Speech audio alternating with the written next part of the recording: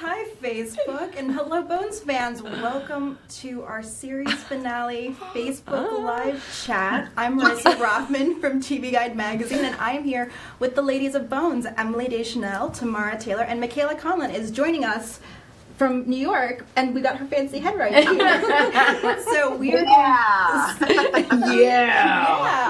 we are going to be answering your questions, so please make sure to ask. But before we get to that, it is the final episode tonight. It is a big episode. How are you guys feeling? What can you preview about the episode? Okay, first of all, I can't look into your eyes because she's going to make me cry. No crying. Okay, no crying. Guys, we're not crying. We are not crying. No one in this room is crying. No tears. No tears. No tears. It's tear-free zone. Tear-free zone. Okay, so what you were saying?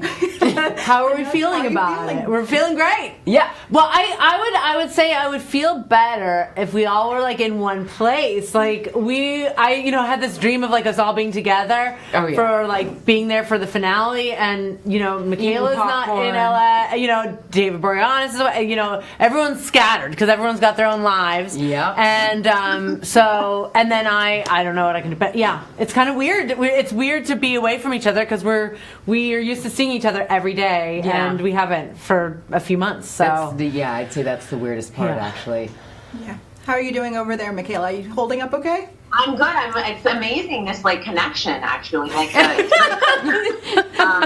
so surprised, which I wouldn't be as Angela. It shouldn't surprise me, but I ditto everything that was just said. It's so nice to see these guys. I haven't seen them in a minute. So, yeah. And I do wish we could be together. It's going to be weird. Mm-hmm. I think I'm going to watch it at my mom's house. I don't know. In a darkened room, swathed in drinking vodka. Just drink some sad bottle of wine. Exactly. I feel like, to be fair, parental hugs during the episode could definitely be used. It's an emotional episode. Sure. I think it's a good call, actually. That is a good call. Have a cuddle buddy. I think that's a great call. Okay, so we got some fan questions. The first one is from Ashley. She would like to know, what was your favorite episode to film? Oh, wow. Oh, boy. There's a lot of fun episodes. That farce episode is like Weekend at Bernie's one was kind of fun to film. Which one? You remember that? Huh? Was I there? The funeral home? Yeah, the funeral home. That was kind of fun because it was like so farcy. Yeah. Undercover episodes when we went to the circus was a lot of fun. I know you guys don't get to have as much fun with that. We were mostly at the lab. The 200th was really fun. Oh yeah, the 200th. And the 100th was fun too because it was like going back in time. Yeah. All the fantasy episodes in general are fun. All of that. And then everyone gets to have a lot of fun. But 200th was a lot of fun because it's different. Yeah. Yeah, that was that. I thought everyone. Except when I almost fell down a marble staircase while I was pregnant. Not cool. Yeah. Not cool. I was there for that. I was there for that. And only two people really knew that I was pregnant. And that was David Boreanaz and Ian Toynton, the directors. And everyone else was like, I kind of slipped and I was okay. But they were like. Yeah, now that explains the reaction. I mean, it was just terrifying anyway, but that explains the reaction. Yeah. Well, we got to see a different side of Cam in that episode as well. Ooh, I know. That was fun. That was so much. Look here, see? I found myself having a hard time not doing that. Listen here, see? Exactly. Okay, well, Liz says she's going to miss this so much, and there are 4 exclamation points. Brandon gives... I think she means it. I think she really means it. I think she means that. There's some Oklahoma love from Brandon. Lainey would like to know, what is the weirdest science fact that stuck with you from the show? Ooh. Oh, my gosh. There's a lot of things that don't stick. I was going to say most everything does not stick. And then I feel like some things will just pop up and I'll say, it'll be not necessarily science facts, but it'll be just facts in general. Like that a flea has better instincts, that what do we always, what's that like? I like more for you, I think. Yeah, things like that, like little facts. Vincent Nigel Murray character would have a lot of fun facts, and I feel like I would take those in, and somehow they'll just pop up in my head. Sometimes I'm like, oh, that's something's true, and I don't know how I know that, and then I'll remember that maybe we did an episode where someone said something like that. That is so randomly amazing. But like the things that really stick are the things that are like so unuseful in real life, like when bones fuse together and what age and stuff like that. You know, at a dinner party. Yeah. Oh, sure. before? If you ever stumbled upon anything? I don't know. I remember nothing. I don't remember anything. Yeah, yeah. It's just as soon as the scene is done, right out. The rule is like as long as we know what we're talking about while we're saying it, that's all good because we have to learn a whole new thing for tomorrow. Yeah, that's it. Was there a particularly difficult word for you guys to actually have to say on camera that it's stuck in your brain?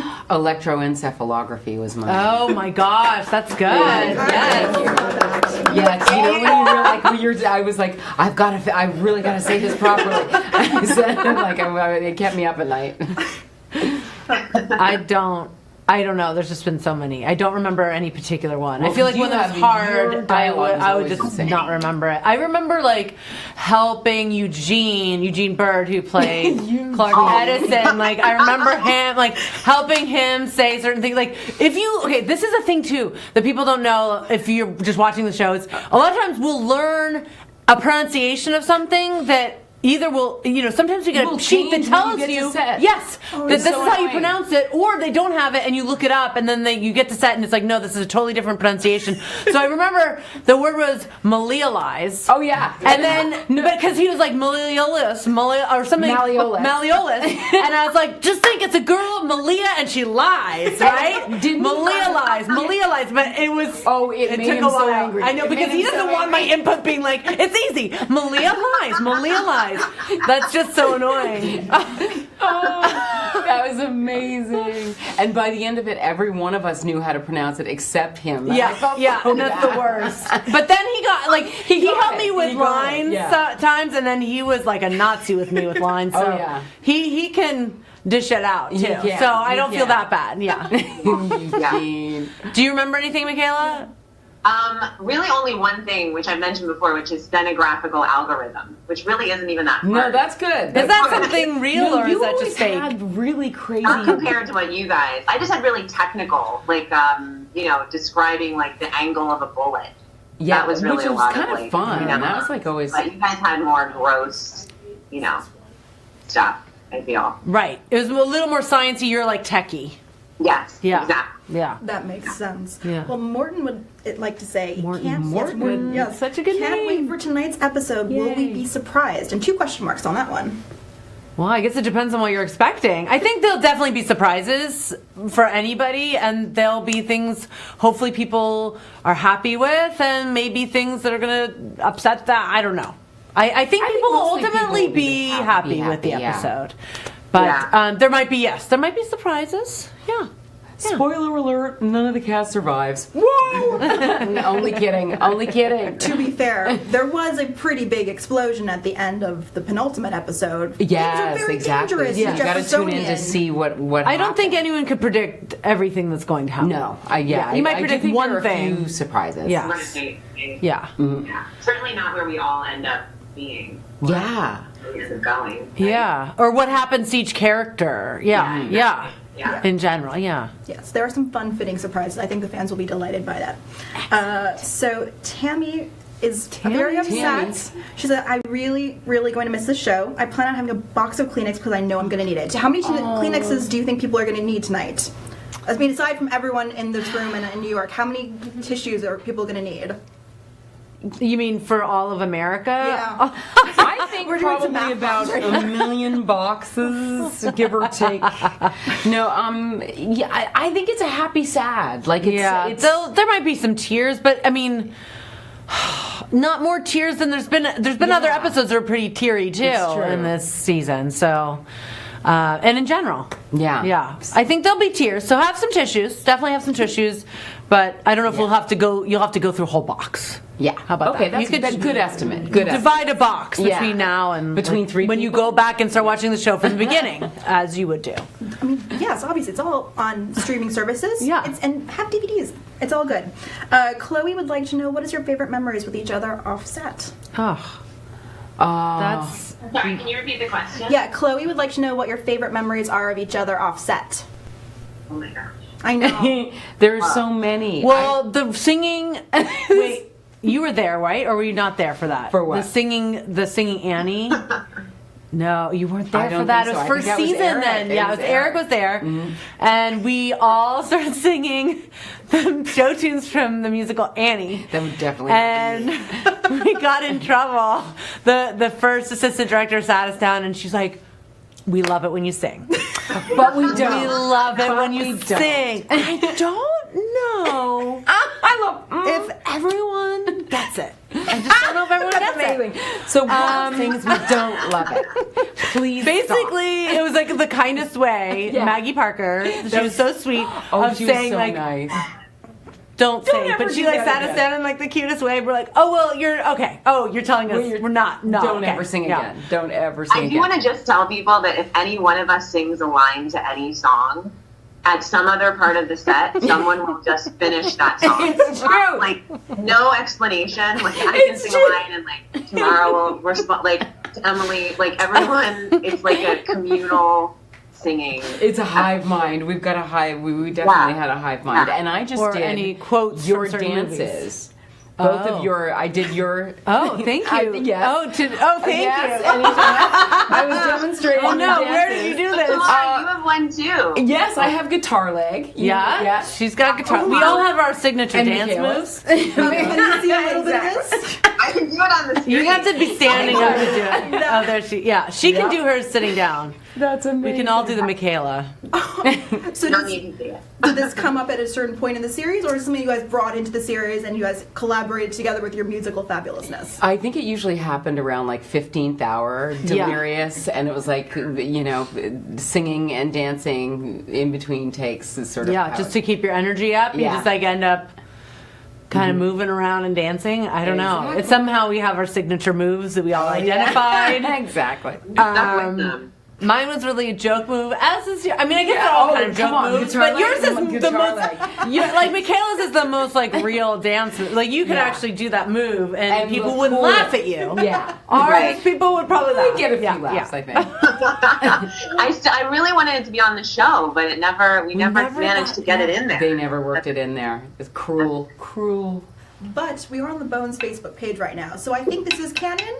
Like, we're here right now, you guys, we just saw the dance moves. I think this officially counts as getting it on, like, show adjacent. Show adjacent. So there you go. Show adjacent. I kind of like, I did a little version of guitar leg, but I mean, we're in dresses. Yeah. You can't really do guitar. Well, we just got it.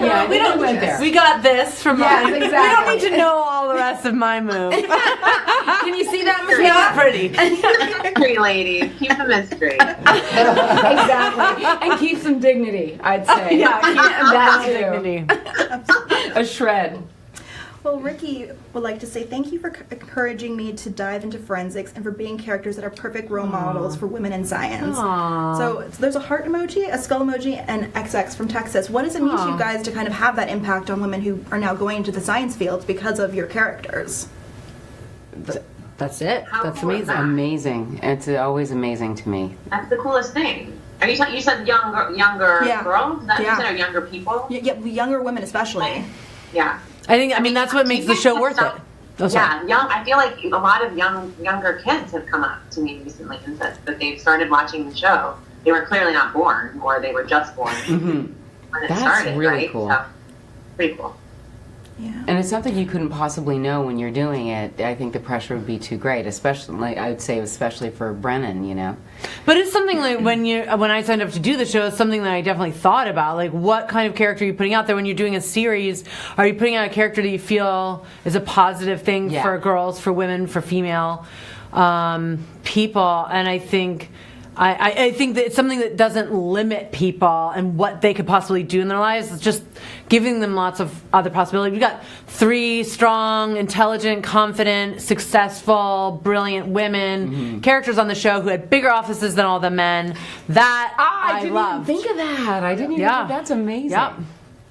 Yeah. And I love my character made more money than Booth. Is something that's very a subject in a situation in relationships that comes up a lot these days, and I feel like I just love that, and showing a man that's comfortable with that, and they have issues to talk about it, but like he was cool and supportive of that too, which amazing. It's unfortunate that we have to even think about that, but I love the fact that we had these characters, these female characters. Agreed, ladies. Agreed. Girl power. Karen asks, what was your toughest scene to film? Ooh, there were a few.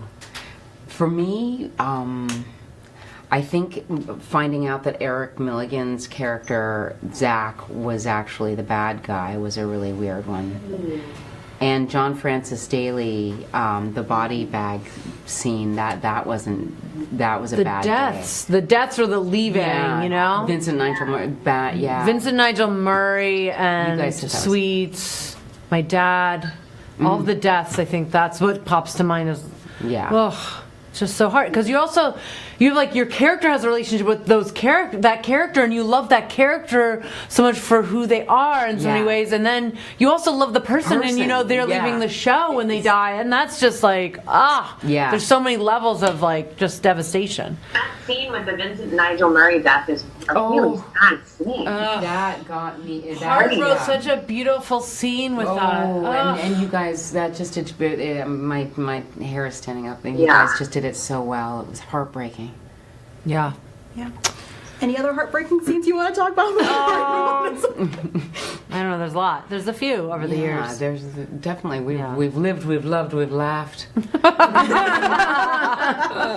Both on screen and off. Exactly. Many times over. I don't know. Let's keep it light. Yeah. We don't need to talk about all the sad stuff. We'll be like moping around. That's true. Well, Sarah would like to know what souvenirs you guys took from the set. This is not legally binding. Anything you took? What did you take? I stole something and gave it to David Boreanaz as a pretend gift. I don't know if I told you guys about that, but I took, that weird, like, it was Laurel or Hardy, maybe, but you wouldn't really recognize it. It was in our house. You probably wouldn't even know it was there. Okay. But it always creeped David Boreanaz out. That's amazing. And so we were, like, walking through at the end. He's like, that thing almost creeped me out. And I knew that, and I was like... like when he left the stage, I was like, and I had it wrapped up like beautifully, like it was his final wrap gift. And so neat. That's amazing. Yeah, so I did that. I took my plaque, like you guys told me to do, or maybe you told me to, smart enough. And my badge, my plaque that said like head of anthropology and Temperance Brennan, and then my badges. Yeah, did you guys do that too? My badge and the seat back. I have my seat back too. Yeah, I asked for the same things because I was like, what else do you ask for? I mean, it's hard to say. I took a jacket. I think I took a bra. They gave me the jacket. What? I think I might have taken a bra or two.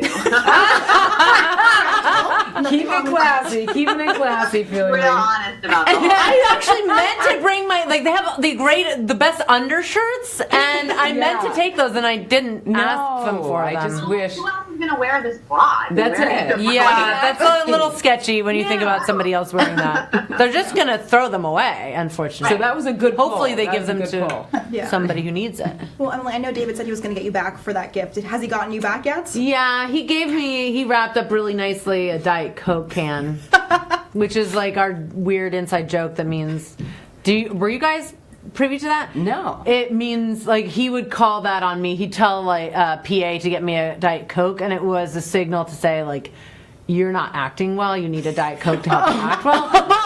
And I don't drink that. I would never drink that. I'm not endorsing that drink. But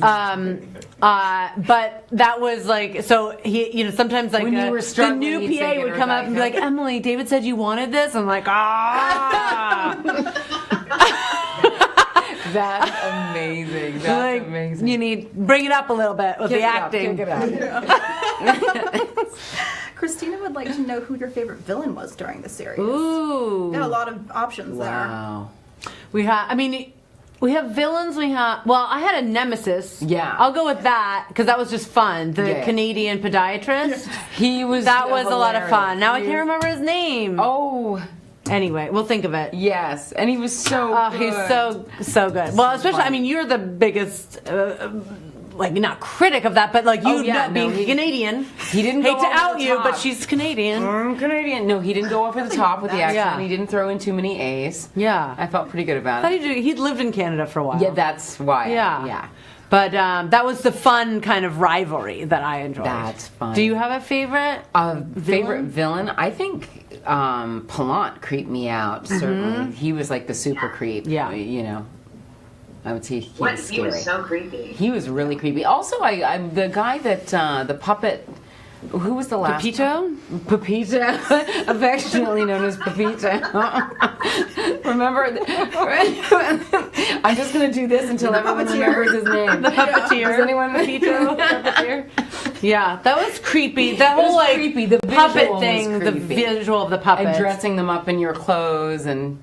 Yeah, and it was fun to work with the Deirdre Lovejoy, who played the Gravedigger, too, and that was cool to have a blowing up of the head. Is that what you're thinking? No, I'm just thinking I remember like the Gravedigger went for so long, and actually that was probably my favorite villain. Yeah. But it went for so long, and there were so many bodies like digging, burying you alive, which was still one of my favorite scenes in the show. But then when it turned out that it was a very small gal, I was like. How? But that happened a few times where like, let's not question how that person was able to not only kill someone, but move the body. Like elaborately and like cover it all up and carry a dead weight of like a 200-pound man. Yeah, it's a little weird. Yeah, a little weird the way that ended. I love how when you laughed, I immediately thought, oh, you're laughing at when her head blew up. Exactly. As if that's like a normal thing to laugh. Oh, I know what you're laughing at. The head explosion. I got you. That's amazing. And welcome to Bones. Yeah. Well, to be fair, I think the lesson of Bones is never underestimate who could be a serial killer. It's true. Yes. They could do the craziest people. And they always can get assistance somehow. Yeah. Right? You They're know? very persuasive. Yes. We've seen it. Very persuasive. Craigslist. Yeah. I mean, they got Zach. I know, they got Zach. Just put out an ad. Even the smartest of people are able to be. Yeah. Oh, well. Okay, well, Joe would like to know what you guys are going to miss about your characters. You want to start with that, Michaela, being far away? Or make them throw it to you the hard question. You get it! Okay. Or should we be going The question was, what will we miss most about our characters, right? Yeah. Okay. Oh, guys, that's a hard one. Okay. I didn't want you to feel left out because you're far away. That's all. What do you have something you want to say? I'm just gonna try and figure it out. I think that I'm gonna miss. I was gonna say bossing people around, but I do that in real life, so I'm not gonna miss that at all. I think, honestly, I really enjoyed that Cam got to be vulnerable, which in real life I'm not particularly great at. I dug her strength and her vulnerability and the fact that she got to be the boss all the time and reminded people that she was the boss on the regular. I just wish I could wander around the world telling people that I was the boss. Yeah. Well, you could. I could. People might look like, okay. Can't hurt till you try. Yeah. I think I will miss so many things about Brennan. I think I would miss like her lack of modesty. I just like that so much. Where she's like, I'm brilliant, or whatever. Unapologetically, just like, well, that's a fact. I'm brilliant. I'm the best in the world, or whatever she would say. I just love that. That's a very endearing thing because it's, I don't know. I just like that. And like how socially awkward she was. Yeah, that was fun. It's so uncomfortable Always sometimes funny. to do. Always funny. Because I hate that. I don't like being socially awkward. It's not pleasant. That had to be fun to play. And just to directly say things. No, but it's uncomfortable sometimes. Yeah. It's uncomfortable. I remember. Yeah. Yeah. You want to? Well, thank you for giving me a moment. I think. Oh, you guys are looking. Oh, that's okay. Yeah, I guess that. No, you should. That means we've got two screens. It's very confusing. What's going on? I think. Angela just didn't have a lot of reservations about saying things that were people would only think. I think.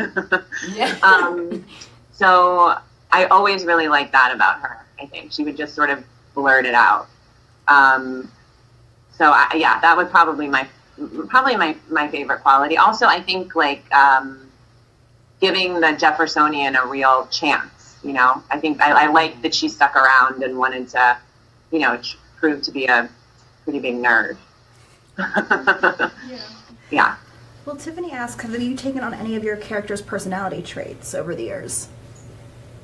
I'm like super into facts and being accurate. I think I was a little bit like that before I started Bones. I was gonna say, did we bring it into the character? I think like, that's which came first, the chicken or the egg? I think it's both. I was maybe a little bossy, and I think I'm like yeah, you're a little bossy. That's not what I meant, but I definitely feel like I had some of that, but I feel like it grew. With Brennan being like so scientifically empirical data, you know. It drives my husband crazy sometimes. I'm like, well, actually, that's statistically speaking, that's not accurate. And Michaela, you are definitely, I would say, the heart. You are like the feeler.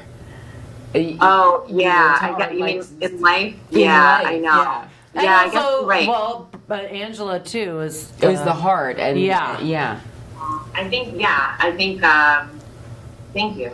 That's nice. I don't know what to say to that, but yes, I mean, all of us were sort of pieces of these characters. Mm-hmm. You know, it was really funny to watch them come out sometimes, and I don't know, like I that's kind of amazing over the years, and to hear Emily say like that you became more that way from playing that's really interesting. Think about that. I don't know. It's like you spend so much time playing them. It's so strange not to be doing it right now. Yeah. Very surreal. Yeah. Well, since we are only a few hours away from the final episode of Bones, dear. What do you want to say? What do you want to say to the fans who have been there throughout this journey? See ya. Just kidding. Succinct. Thank you so much. We have the most amazing fans. Truly. They have followed us everywhere over 12 years, every different time slot it almost felt like they were trying to kill our show. And the reason why they did it was they knew they could because our fans were so crazy loyal. So we would not be here at all without our fans. So thank you so much. Yeah. What a ride. Thank you, guys. Okay. Well, thank you, ladies, for being here today.